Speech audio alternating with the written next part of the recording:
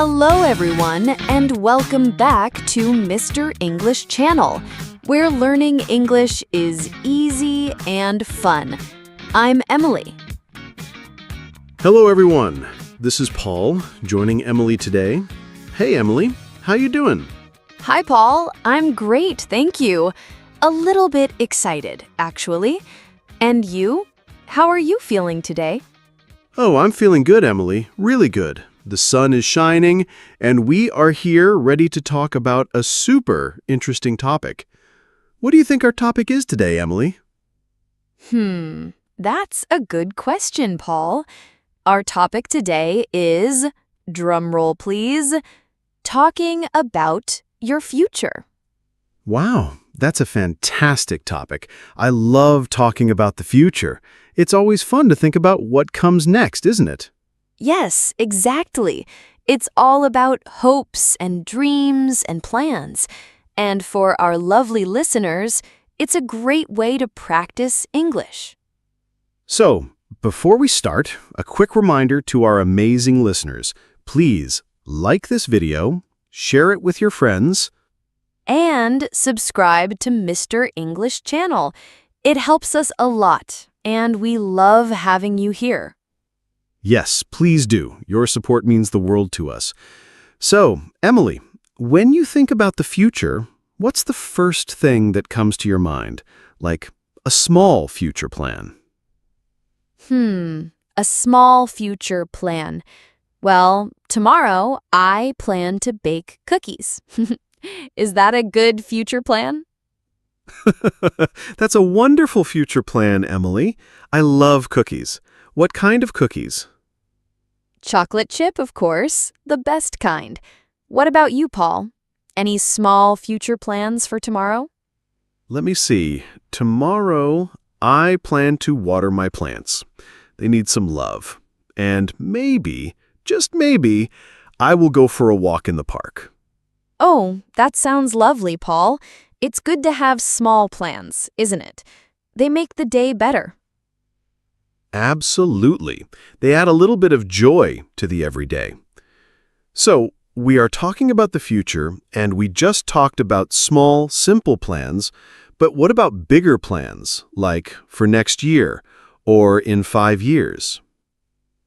That's where it gets really interesting. When we talk about the future, we often use some special words and phrases in English. For example, we use will a lot. Ah, yes, will. Can you give us an example, Emily? A simple one.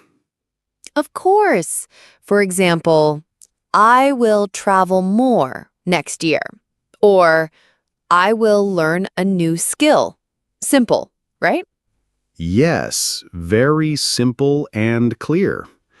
So, for me, I will try to read more books next year. I love reading, but sometimes I don't have enough time. That's a great goal, Paul. Reading is wonderful.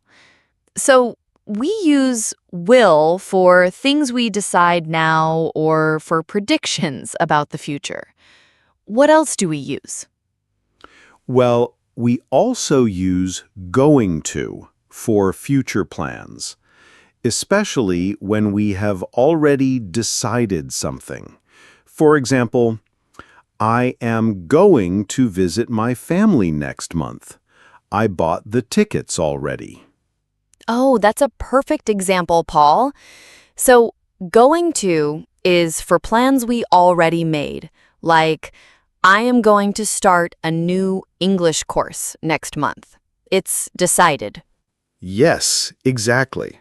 So will for general future actions or predictions, and going to for plans you have decided. It's simple, but sometimes people get confused. Yes, but with practice, it becomes easy. So, Paul, let's talk about some common future plans people have.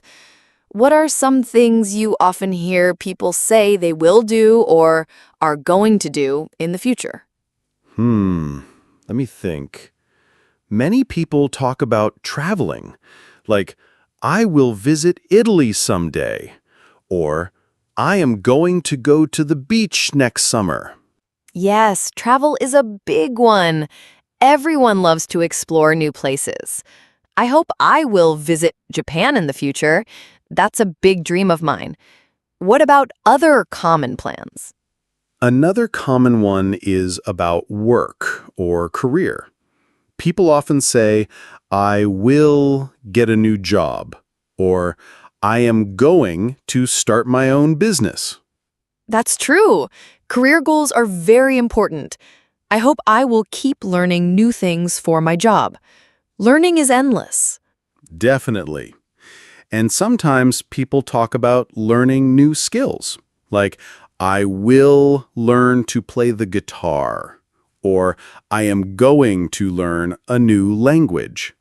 That's fantastic. Learning a new skill is so rewarding. I remember I said I will learn to knit one day. I haven't done it yet, but it's still in my future plans. Well, you still have time, Emily. What about family plans? People often talk about those too. Oh, yes. Like, I will spend more time with my family. Or, we are going to have a big family dinner next Sunday.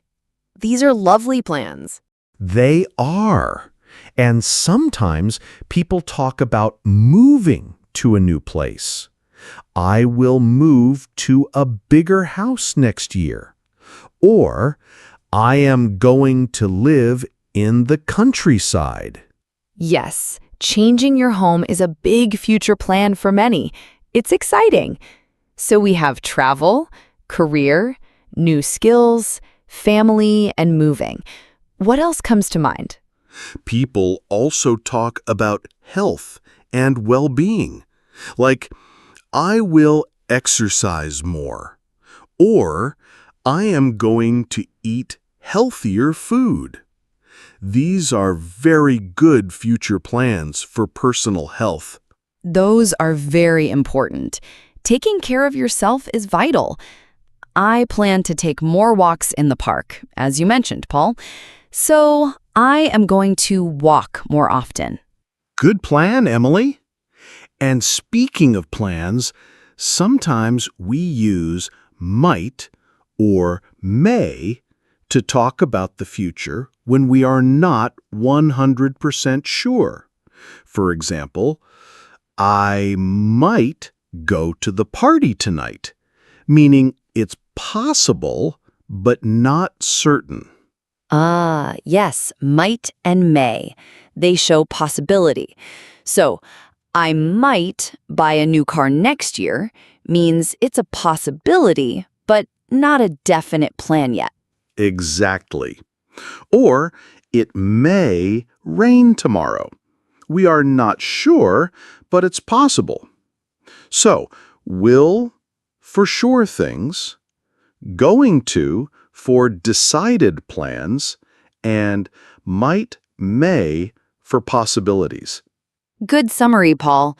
This is really helpful for our listeners. Let's try some examples. Paul, tell me something you will do next year, something you are sure about. Okay, I will definitely learn some new songs on my guitar. I love playing, and I want to improve. That's a sure thing for me. That's wonderful, Paul. And what is something you are going to do soon? Something you have already decided?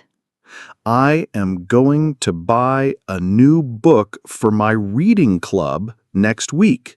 I already picked it out. Perfect.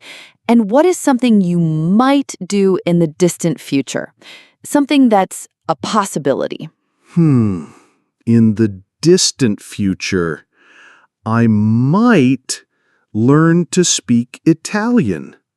I love Italian food and culture, so it's a nice dream, but I'm not sure yet. That's great, Paul. Italian is a beautiful language. So you will learn new songs, you're going to buy a book, and you might learn Italian. Good job. Thank you, Emily.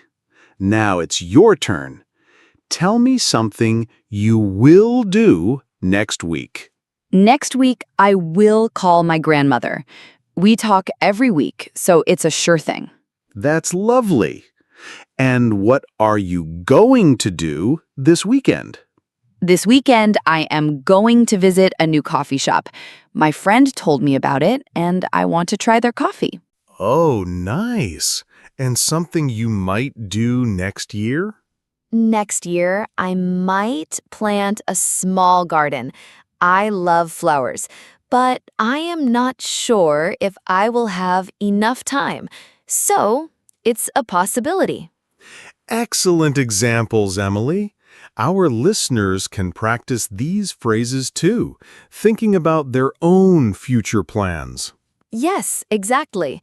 Thinking about your own life makes it easier to remember. That's a good point, Emily. So, we've talked about our personal plans. But what about things that will happen in the world? We use will for predictions about the future, often based on what we think. Right. For example, the weather forecast says it will be sunny tomorrow. Or, I think technology will change a lot in the next 10 years. Yes, we often use I think or I believe with will for predictions. I think people will travel to space more often in the future. That's a big prediction. That's a very big prediction, Emily. I hope so. So, it's not just about our personal lives, but also about the world around us. Exactly. And sometimes when we talk about the future, we also talk about goals and aspirations. A goal is something you want to achieve. An aspiration is a strong hope or ambition. That's a good point. My goal is to finish reading this very long book by the end of the month. My aspiration is to write my own book one day. Wow, Paul, that's a wonderful aspiration. I hope you will do it. My goal is to learn 10 new English words every week. My aspiration is to help many, many people learn English through our podcast. And you are doing a great job, Emily. You are already helping so many people. So when we talk about goals, we often use phrases like, my goal is to learn English, or I want to achieve success. Yes, or I hope to travel.